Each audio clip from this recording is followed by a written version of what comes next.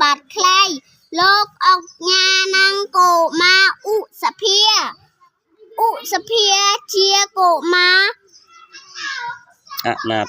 អនាថាមកពី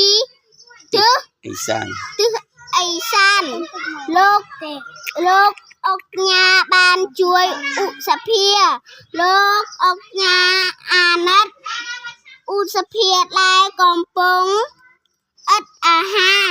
លោកអុកញ៉ាបានយកឧសភា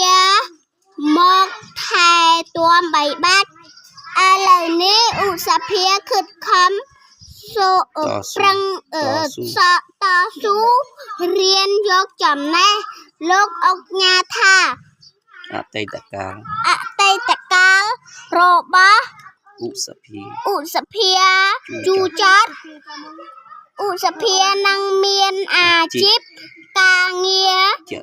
ជាក់លាក់ឧសភាអនាគតរបស់ឧសភានឹងភូផាត់